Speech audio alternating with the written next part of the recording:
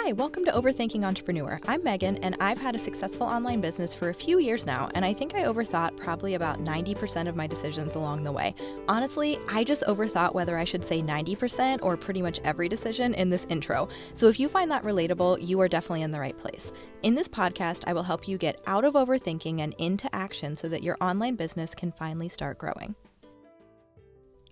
Do you use stories on Facebook or Instagram? That's what we're going to be talking about this week. I'm actually getting ready to do a free stories challenge in my free Facebook group. And so I thought we should probably talk about this on the podcast as well. And I want to just talk to you about some of the biggest mistakes that you might be making with your stories. And stories are one of those types of content that for me, at first, I wasn't sure if I was going to like them, and I kind of resisted them for a long time and eventually learned to really love them and really have fun with them. And this is one of my favorite challenges to do because you get to really watch people fall in love with stories and start to see the possibilities. I have had so many people over these last few months tell me, I don't know what to do with my stories, whether they just don't understand them and don't know where to start, don't know what to do, or if they're using them, but they feel like they have no clue how to use them strategically or get anything out of them. They're just kind of posting to post there because they think they're supposed to and don't know what to do with it. So I thought this would be the perfect time to do a stories challenge and help you fall in love with stories and see the potential and just get inspired there again, because it is one of my favorite types of content. And I thought it wouldn't be. And that's one of the reasons why I really love this challenge, is that you get to discover how fun it can really be when you start to use stories. So I won't talk too much about the challenge because who knows when you'll be listening to this episode. But if you happen to be listening to this episode when it's coming out, the challenge starts next Monday, August 19th, and it is inside of my free group, Dynamite Entrepreneurs. The challenge itself is completely free to participate in, or there is an optional $10 upgrade that has a lot of cool stuff that comes with it. But you will get everything that you need to participate in the challenge completely free if you don't want to invest in the upgrade. So I will make sure that link where you can get registered is in the show notes, and then I will move on and I won't keep bringing that up. So okay, let's talk about some of the biggest mistakes that you could be making when it comes to your stories. So I think the first one is just not using them. If you are someone who's not using stories, that can be a mistake. Now, I do want to say, if you're just not into them, you do not have to do everything. Just because it exists, there can be this feeling of, I'm going to miss out. I am going to leave money on the table. I hate that phrase when people say that. But, there can definitely be this feeling of, this is what I should be doing. I see other people doing it. I know it can work, and so I just want to start off by saying, if you just are not into the idea of stories at all and you just do not want to add this and as another thing to your plate, I respect that. There is types of content that I have never done and I will never do. There's types that I have dabbled in. I will say, though, if you've never given stories a fair chance, just because I am also one of those people that really thought that I was not going to be into stories and then ended up finding that I do really love them, that I would encourage you to give them a chance and learn about the different ways to use them. Because when I thought I hated stories, I was seeing a lot of people who were posting in there all day long, every 2 seconds, documenting their entire day, like going to the bathroom now, brushing my teeth. And I was like, I don't care. This is brutal. This is so boring. Like, what is with this? Why do people want this? But there are lots and lots of other ways that you can use your stories that are really fun, that are not those like constant life updates. So if that's your thought and that's your impression of what it takes to be successful with stories, and honestly, not even many of the gurus are recommending that these days like they used to. That was one of the things that really turned me off, was so many of the stories gurus were like, you got to post at least 8 times a day or it's not going to work. You guys, even when they were all saying that, and am I saying that they're wrong and that there couldn't have been some benefit there for certain people and certain audiences? No, but I still made a lot of money through my stories without ever following that advice. So I think that's one of the biggest things to just keep in mind as well, is that you get to make them your own. And yes, there are certain best practices and there are certain things that pretty across the board are going to be a turnoff or that people are going to like seeing in your stories. But at the end of the day, I am a firm believer that if you want to do something your own way, you can make it work. But as long as you're willing to put in the work that it's going to take to make that happen. If you're saying, I don't want to post my stories 8 times a day, instead what I want to do is post once every 2 weeks and I expect that to bring a lot of sales into my business, like that's not realistic. But if you want to say, you know what, I want to post once a day, maybe twice a day, and I'm going to find the style of stories that work for me, and I'm not going to feel like I have to do what everyone else is saying that I have to do, I think that's the way to go. There is an audience out there for pretty much anything, and it's about finding your people. What a lot of these gurus are trying to teach you is what's going to appeal to that cold audience in this moment. And I am not saying that's a bad thing to be aware of. We're always trying to expand our audience and expand out into more of that cold market. But what I will say is that a lot of these people, it's always something new. And it's very exhausting to me. It's, okay, now we're all doing this. Oh, wait, that doesn't work anymore. Now we all have to do this. And it's because we're trying to attract like this fickle audience of people that are into the trends and into what's trendy and what's hot right now. And for me, that's never been the way that I wanted to grow my business or my audience. My audience growth has always been focused on how do I make those real connections, those people that aren't going to, as soon as the tide turns and all of a sudden now this is what's working, run and follow that. That's not the kind of audience that I want to grow. And I have never been the type of person to let me feel like I have to do what someone else says. And I think it's really important to hear what the experts are saying. Just make sure they're experts, because there's a lot of people out here calling themselves experts who aren't. But I think it's important to hear what they're saying and then ask yourself, is that something that I want to do, and how can I make that my own? But I think that a lot of people that don't use stories, either they don't understand them, they haven't tried them, or they've seen the way someone else does it and they say, I don't want to do that, and they don't even try. And I let this happen to me for a long time with Reels. I was like, I don't want to dance and point. I think that's so stupid. So I didn't even try Reels. And then once I ended up trying them, I was like, oh, okay, I see. I can do them my way. It's the same with stories. It's the same with anything. You can always find your way to do it that will connect with your audience, even if it's not what the experts are telling you that you have to do. But I highly encourage you to try out stories if you haven't, or if you did in the past and you never really learned to love them. It might be time to give it another try, especially if you are feeling a little bit burnt out or uninspired when it comes to content. I think that so much of the content these days can be really exhausting to create. The Reels, now this is a me thing. You may really love Reels, but I find editing Reels to be really exhausting, and it makes me feel very burnt out. The constant posting, there are certain types of content that I find to be very draining, and it just feels hard sometimes. And it's like, okay, yes, I could record a reel in 30 seconds and post it, but it's not going to do very well. So, and then it's like this whole back and forth. And anyway, what I'm trying to get at here is that it feels like so much effort needs to go into your content these days.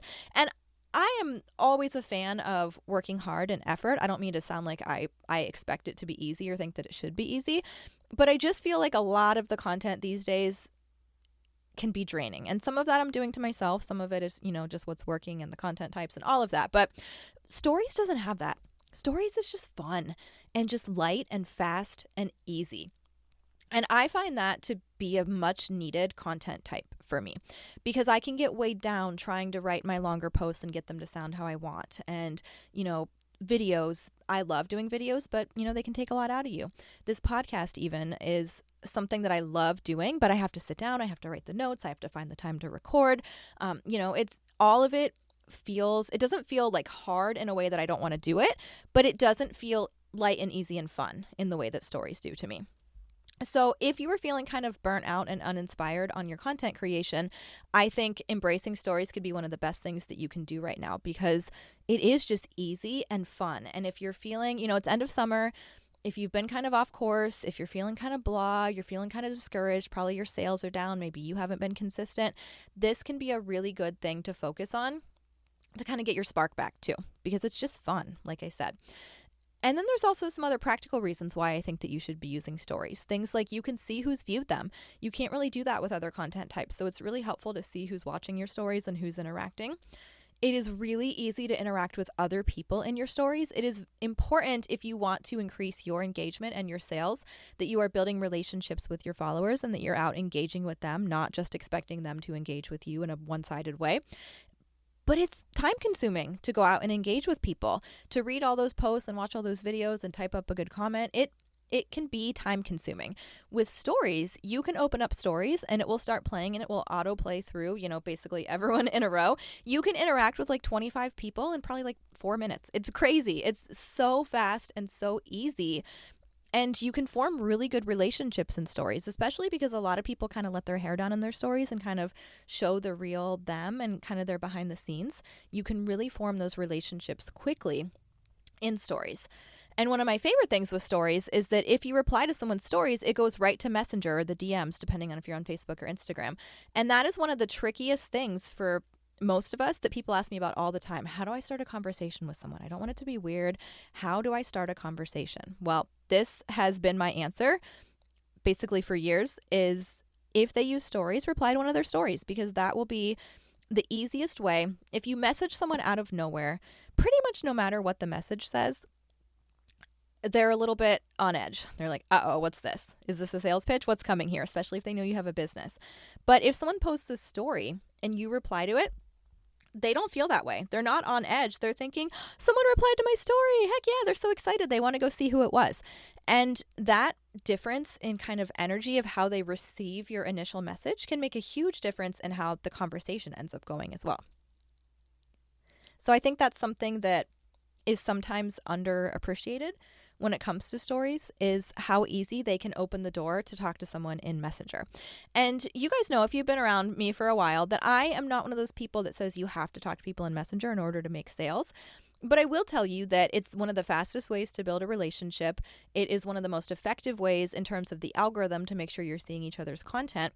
And I will also tell you that there's a lot of people who will never message you first.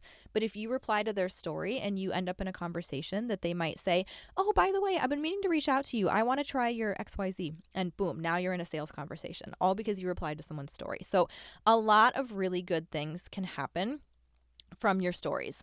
It also is a place where you can have fun and be a little bit more experimental too. So anyway, that's my long point number one. Not using stories, I think, is a mistake for most people. Now, like I said, if you just don't want to do it, there are things that I just don't want to do and I'm never going to, and that is okay. But if it's something that you have the slightest interest in, I really think that you're missing out by not using them, because they are so much fun and so beneficial for your business. Okay, now let's talk a little bit more specifically about some of the mistakes that you might be making with your stories. First thing is not making them interactive. This is really important. If you are finding that you're not getting engagement with your stories, I would encourage you to take a look and what are you doing to encourage that interaction? So you can use polls, you can use fun sticker buttons, you can use things that let people engage with you right within your stories. I love doing polls. People love voting in polls. It's really easy to do them. But there's lots of other fun sticker features. There's certain stickers that if people tap, that interacts and like movement happens. You can do question boxes. You can do little quizzes. There is a lot of fun stuff that you can do in your stories using the features, either Facebook or Instagram. Instagram has better features for sure. Why they don't cross over to Facebook, I do not know. But Instagram does have more features, but Facebook has some really good ones too. So make sure that you are making your stories interactive, and that way people will interact with them, right? It seems when I phrase it that way, it's like, oh, duh. But anyway, if you're feeling frustrated that you're not getting that engagement, but you're not making them interactive, then that's a pretty easy fix right there. One little mistake that you can just change, and all of a sudden, you're going to get a lot more interaction in your stories. Another thing that can really impact the interaction in your stories, and also just the overall value and how much they benefit your business, is, are you giving enough context in what you're sharing in your stories? I see this all the time. I'm trying to watch and engage with someone's stories, and I don't even know what I'm seeing. It's a weird picture or video of something. I don't know. I don't know what it is. I wish that I had, well, I don't want to use an example because I don't want anyone to feel badly, but I've had multiple times where I'm trying to interact with someone's stories, or someone has told me they're frustrated that people aren't interacting with their stories. And when I look at the stories, I'm like, well, I don't even really understand what this is. I don't know what I'm looking at here. So adding a little bit of text to the screen to explain what's going on can make a big difference. Also, if you are using video content where there's something people need to listen to, make sure you are adding captions. Facebook and Instagram will both let you do this right within your stories as long as the video is under 1 minute. So make sure you're doing that. That makes a huge difference. People are often watching content with their sound turned off. And so if someone would need to hear your story for it to make sense, that's probably why it's not getting as much interaction. So giving them the context and necessary things to understand, remembering that it's only going to pop up on their screen for a few seconds. And so they need to be able to take it all in, understand what's happening here, figure out the appropriate reaction, like have time to hit that button or start typing their comment or voting in your poll. And then also, like I said, if there's something that they need to hear, make sure that they can read. Make sure there's an option to read it, whether you type some text or whether you use the auto captions generated. But make sure people understand what they're looking at. It makes a huge difference. Same thing with your business. So what you don't want to do is just slap up like a graphic about something that you sell. So I know I have a lot of network marketers in my audience, and I see this every time that your company has a sale. Well, maybe not every time you specifically, but I see this every time companies have a sale, that at least some people who are within that company will take the graphic that the company gives them and just slap it right into their stories with nothing else added to it whatsoever. This is a terrible idea, okay? Please stop doing this. This is not helpful. Now, I do think that what you could do is like a little series in your stories where you could maybe talk to the camera or do a more personalized story and say, oh my gosh, I'm so excited. My favorite thing is on sale. And then maybe you could, do another story where you talk about how it works and why you love it. And then maybe you could share a little screenshot of a customer who loved it and their review. And then you could end it with, here's the details and here's the graphic. That is much different than just slapping up a company graphic and calling it a day and then wondering why a bunch of people didn't order from that graphic that was in your stories that they didn't even really look at. So that's important to keep in mind, is that people need to understand what they're seeing, and that includes your business. And so even if you're not a network marketer, even if you do your own thing like I do, I still would not just take a graphic that I made for something I'm selling and put it in my stories. You need to give people the context, help them understand what it is, put a little effort in. I know I'm saying that these are fast and easy, and they are, but that doesn't mean zero effort. That doesn't mean slap up something crappy and it'll get engagement. They're fast and easy, but you still need to put in a tinge of effort, okay? Next thing, not being mindful of the borders. When you are editing, you'll be able to see within the editor where the borders are, where it is on top, where it is on the bottom. Although Instagram shows you the bottom, I don't think Facebook actually does show you the bottom border, so you have to just be a little bit smart about that one. But what I'm getting at is that when you upload a story, when you're uploading it, you can see the entire thing. When someone is viewing your story, they are not going to be able to see all of it, because at the top is your name. At the bottom is the reply box, the reaction buttons that they can choose. So certain things are covered on the top and the bottom of the screen. And even if you go too close to the left and right edges, it's possible it can get cut off. So this is one of the fastest ways to make yourself look like a total lazy amateur, is to have stories that are covered by the things on the screen. So you need to be really mindful of this and make sure that people can actually see what it is that you're doing and make sure it's not getting cut off. Next thing, not talking to the camera. Now, again, I'm gonna include this as a mistake, but kind of going back to how I started this episode, if this is a hard no for you that you don't ever want to do, that's okay. We're all allowed to have those hard no's, and I know some people just detest talking to the camera and don't want to do it.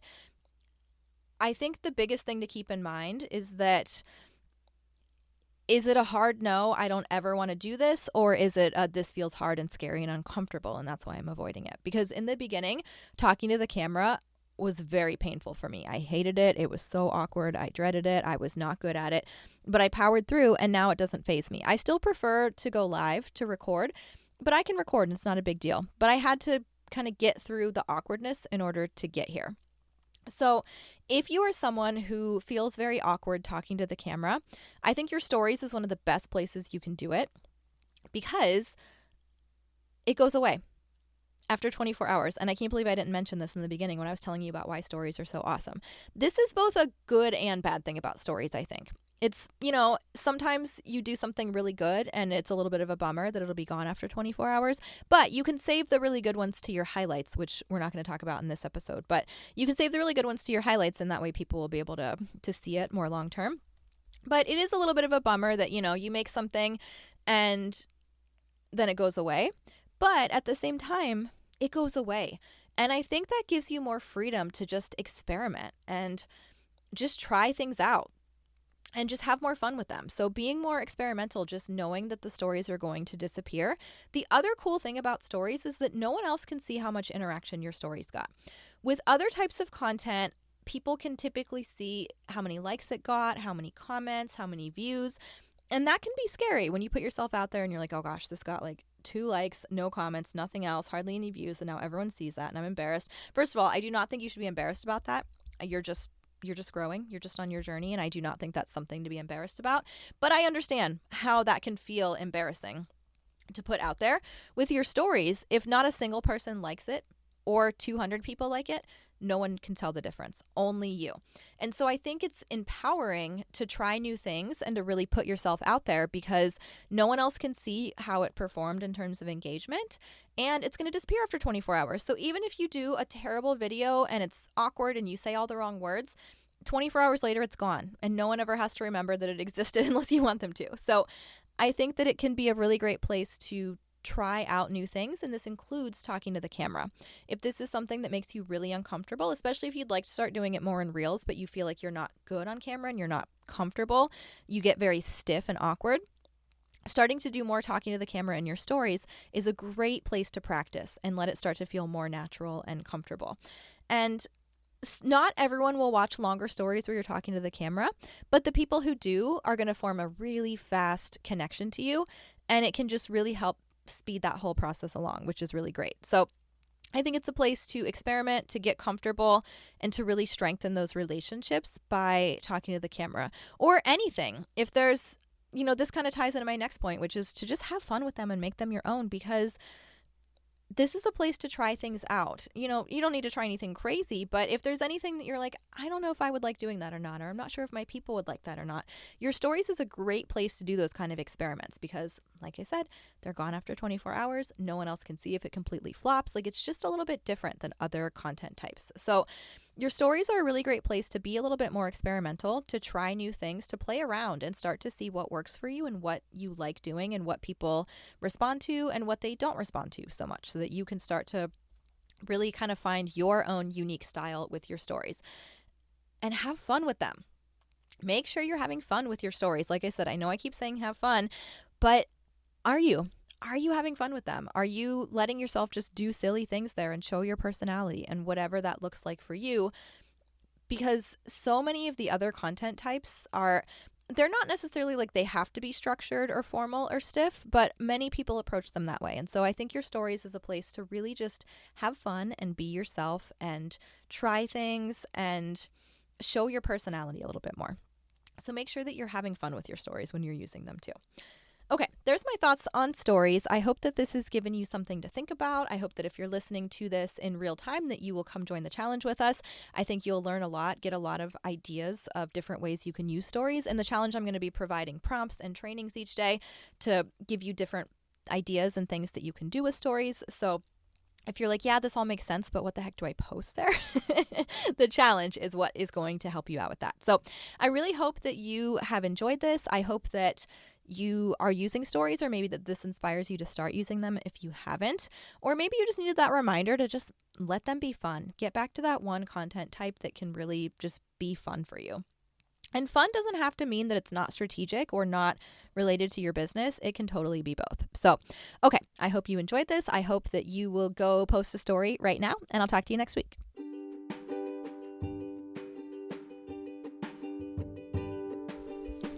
I hope this episode inspires you to go take action on something you have been overthinking. As much as I wish you could, you cannot think your way to success, so promise me you're going to go take some action today.